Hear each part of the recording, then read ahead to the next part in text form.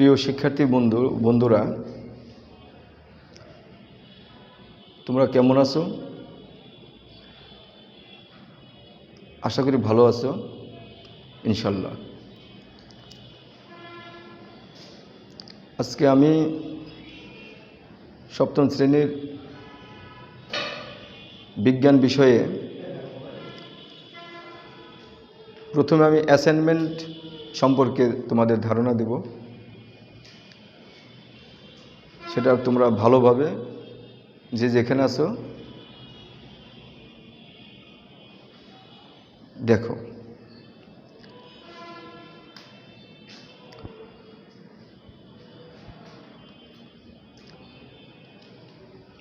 আমাদের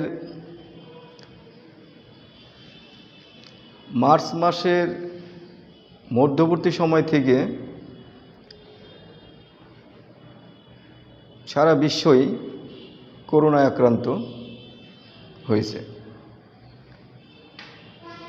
এই করোনা ভাইরাসের আক্রান্তের কারণে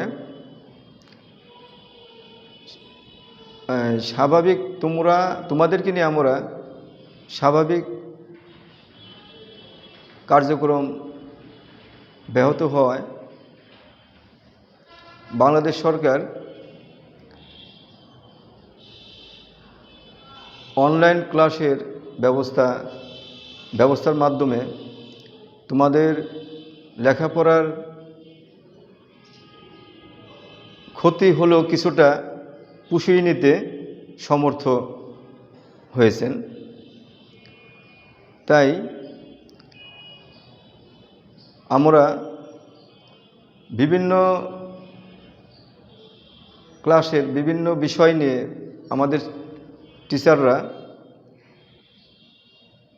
অনলাইন ভার্চুয়াল ক্লাসের মাধ্যমে তোমাদের লেখাপড়ার সুযোগ সুবিধা অব্যাহত রেখেছি। বছরের প্রায় শেষ প্রান্তে আমরা তোমাদের যে পরীক্ষার মধ্যে মূল্যায়ন করে থাকি, সেই বিশেষ মূল্যায়ন আজকে আমরা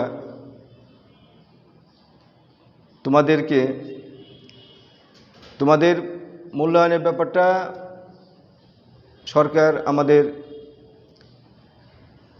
এই অ্যাসাইনমেন্টের উপর ভিত্তি করে মূল্যায়নের ব্যবস্থা করার সুযোগ করেছেন। তোমরা বাসায় এক ধরনের পরীক্ষার মাধ্যমে, অ্যাসাইনমেন্ট একটা পরীক্ষাই, সেই অ্যাসাইনমেন্ট মূল্যায়নের একটি পদ্ধতি সরকার আমাদেরকে যে নির্দেশ দিয়েছেন, সেই নির্দেশ মোতাবেক তোমাদের পরবর্তী ক্লাসে প্রমোশনের বিষয়টা এর উপর অর্পিত হয়েছে। আজকে আমরা বিজ্ঞান বিষয়ের উপর অ্যাসাইনমেন্ট কিভাবে লিখবা সেটা তোমরা দেখো।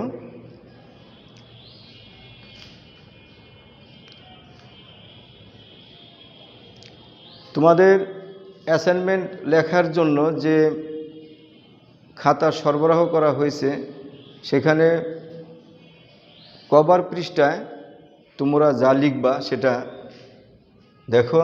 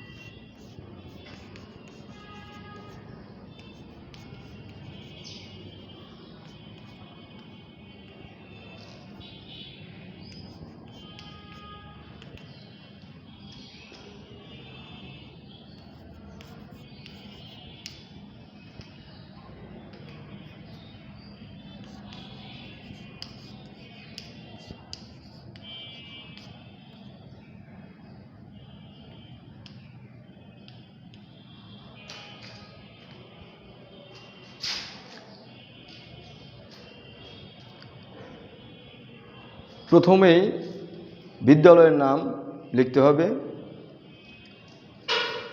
পরবর্তীতে কোন বিষয় সেই বিষয়ের নাম,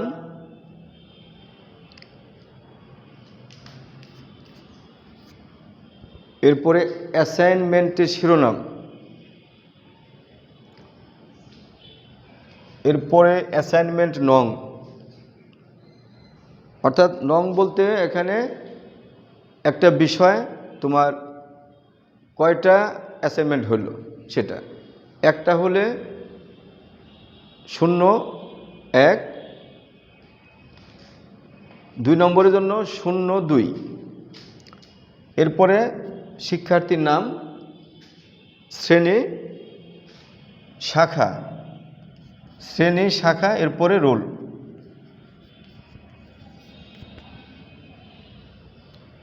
অর্থাৎ কভার পৃষ্ঠায় তুমি এইভাবে লিখতে হবে। আর অ্যাসাইনমেন্ট সবসময় আস্তে আস্তে লিখতে হবে, যাতে লেখাটা মার্জনীয় এবং সুন্দর স্পষ্টাক্ষরে হয়। যে যত সুন্দরভাবে লিখতে পারবা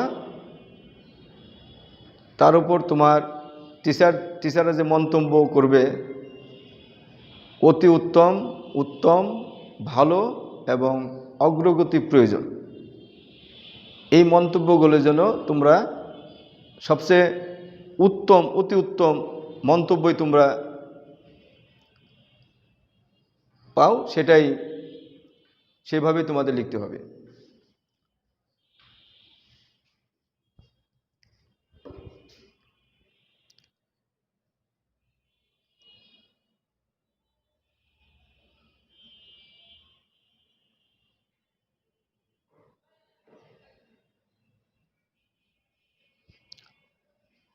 আমি বলে দিচ্ছি, তোমাদের প্রথম অধ্যায় অণুজীব জগৎ, জীবজগৎ পর্ব, নিম্ন শ্রেণীর জীব, ভাইরাস, ব্যাকটেরিয়া, অ্যান্টামিবা, এর উপরেই তোমার প্রশ্ন আসবে প্রথম অ্যাসাইনমেন্ট।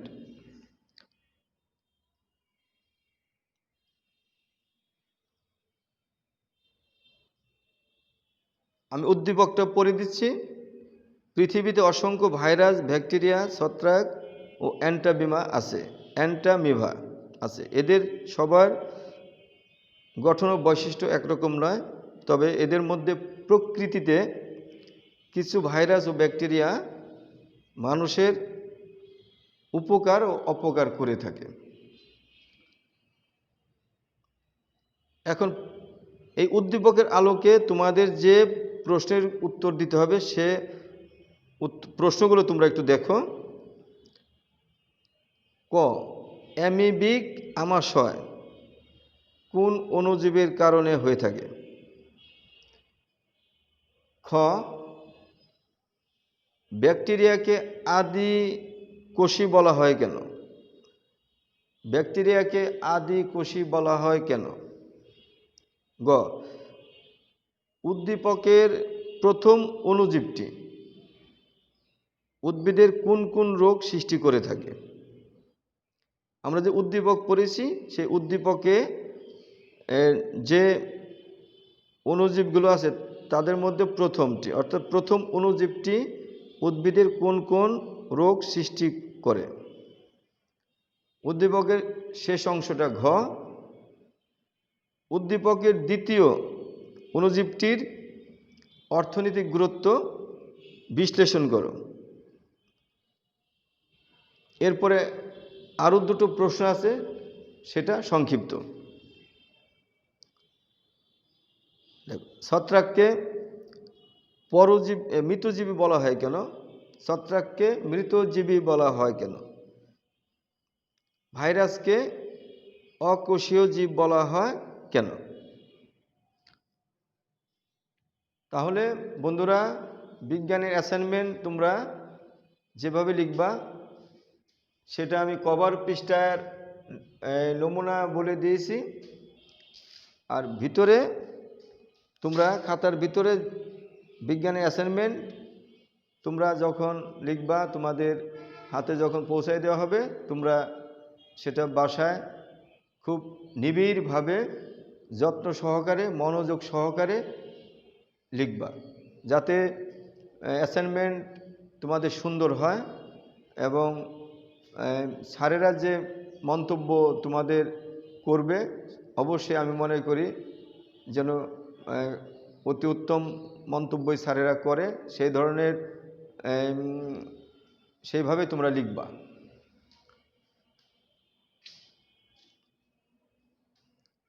আজকে আমি তোমাদের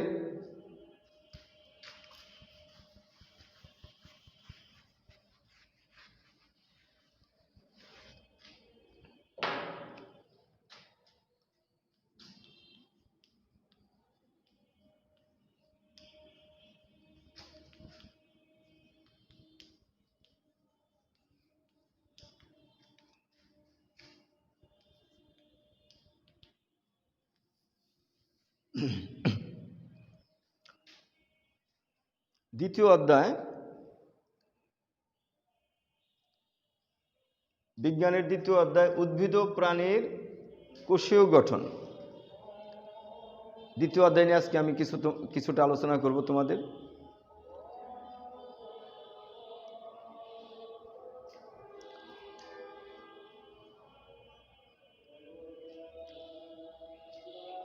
কোষ, আগে আমাদের কোষের সংজ্ঞা জানতে হবে। জীবের গঠন এবং কাজের একককেই কোষ বলে। জীবের গঠন এবং কাজের একককে কোষ বলে। এই কোষকে দুই ভাগে ভাগ করা যায়, একটি হলো উদ্ভিদ কোষ ও প্রাণী কোষ। এই কোষের মধ্যে বিভিন্ন উপাদান পরিলক্ষিত হয়, দেখা যায়। কোষের উপাদানগুলোর মধ্যে সবচেয়ে বাহিরের যে অংশটা থাকে সেটা কোষ প্রাচীর। এরপরে ভিতরে প্রোটোপ্লাজম, সে প্রোটোপ্লাজমের মধ্যে থাকে সাইটোপ্লাজম। সাইটোপ্লাজমের মধ্যে বিভিন্ন অঙ্গ বিভিন্নভাবে ছড়িয়ে ছিটিয়ে থাকে, যেমন প্লাস্টিড, এরপরে মাইটোকন্ড্রিয়া, এরপরে আছে নিউক্লিয়াস। উদ্ভিদ কোষে কোষ গহ্বর থাকে, আর প্রাণী কোষে কোষ গহ্বর থাকে না, যদিও থাকে আকারে খুব ছোট। আরও অনেক উপাদান থাকে। আমরা পরবর্তী ক্লাসে তোমাদেরকে নিয়ে আমরা বিস্তারিত আলোচনা করব। আজকে এই পর্যন্তই। বন্ধুরা ভালো থাকো। আর সর্বশেষে আমি তোমাদেরকে বলি, আমরা সবাই সুস্থ থাকব, সুন্দর থাকব। তার জন্য আমাদের অবশ্যই পরিষ্কার পরিচ্ছন্ন অবলম্বন করতে হবে। আমরা যদি বাহিরে যাই তাহলে অবশ্যই মাস্ক পরিধান করব, হাতে হ্যান্ড গ্লাভস ব্যবহার করব এবং কিছুক্ষণ পর পর আমরা বিভিন্ন স্যানিটাইজার অর্থাৎ সাবান পানি বা আরও যেগুলো পরিষ্কারক দ্রব্য আছে আমরা হাত ধুতে করব।